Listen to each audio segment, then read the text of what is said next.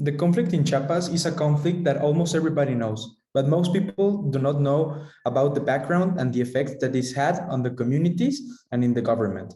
This started in 1994 with indigenous people from Chiapas demanding a certain kinds of things, such as work or land, amongst other things.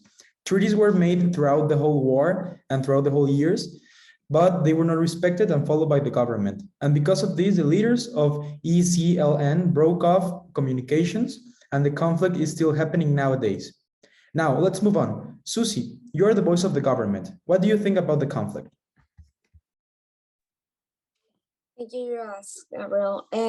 I just want to say that the government wants the progress of in general of the country, so the citizens feel supported about it, but also safe and in their own country, respecting always the rights and their possibility of development.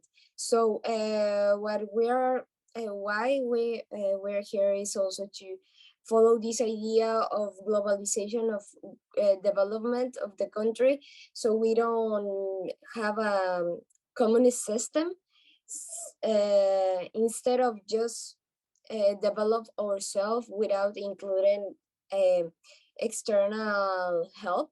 We can receive these industries that can develop more jobs, can give more offer and also more competence between offers of opportunities and products. So I'm here to say that I support the country, the citizens also, but I'm very interested in the development and getting to a first world Mexico. But I want to know about your opinion, guys, like by the indigenous communities point of view.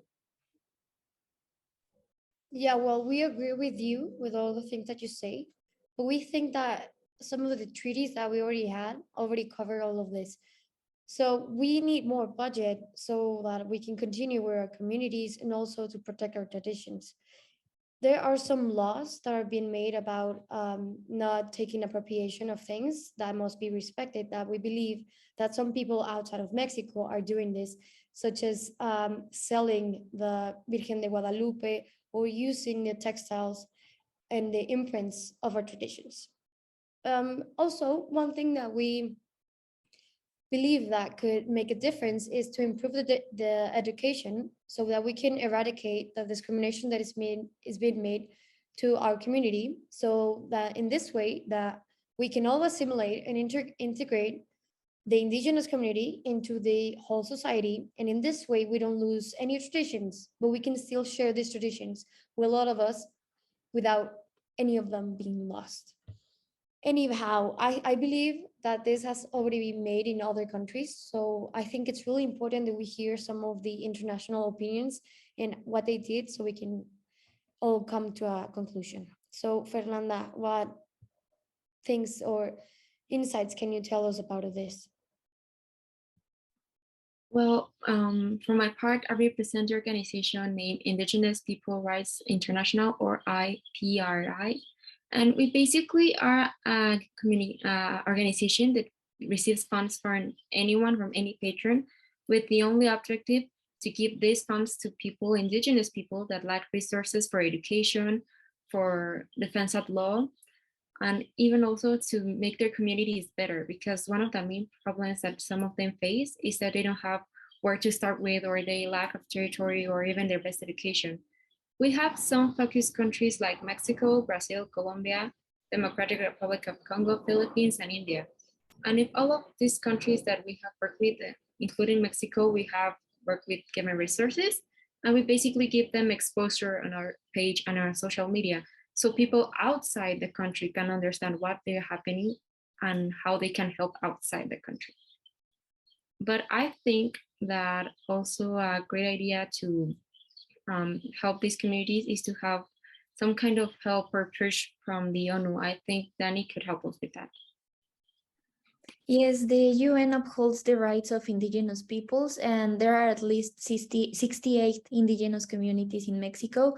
So all of them living in a paradox. And on the one hand, their cultural manifestations are a source of national pride and as a symbol of the country. And on the other hand, they all suffer from poverty and marginalization.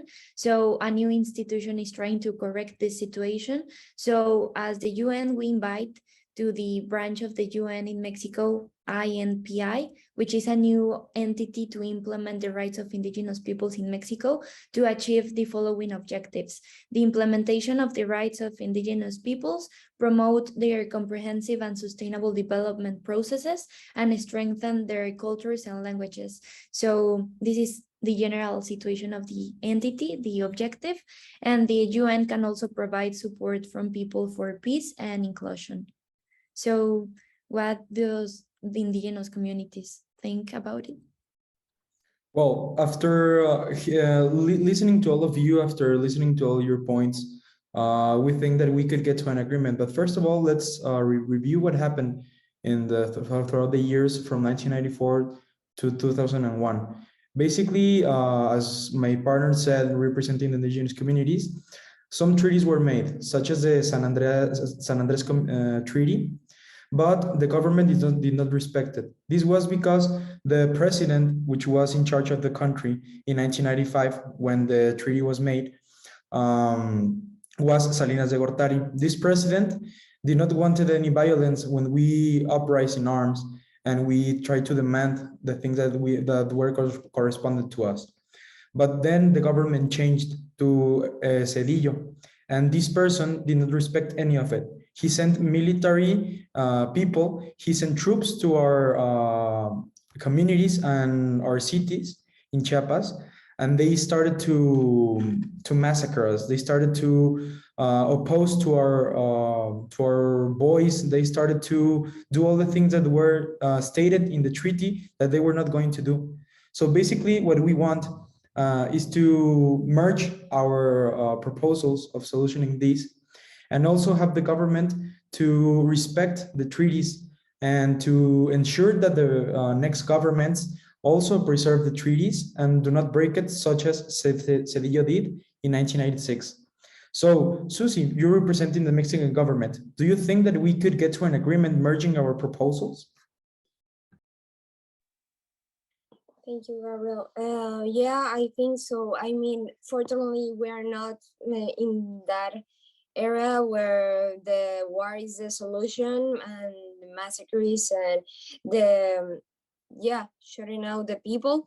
I mean, nowadays it is easily to get an agreement also by the conversation, and I was actually really worried to by the thing that you don't have even an identity, like a national identity, all these documents that make you part of the community of a Mexican identity. So first of all, we can start by this, like having a identifications, so you can integrate even easily to the Mexican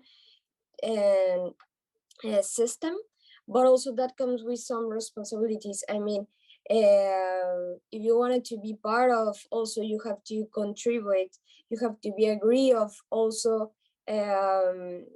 pay some taxes, but you have this freedom of election, because nowadays you don't even select the government, you don't vote because you don't have this identity. So starting by this, we can start continual development of how to involve you even more about social discussions, and then we can give you more freedom, more jobs, more opportunities of education, for example, by going to the public schools, and also jobs, have an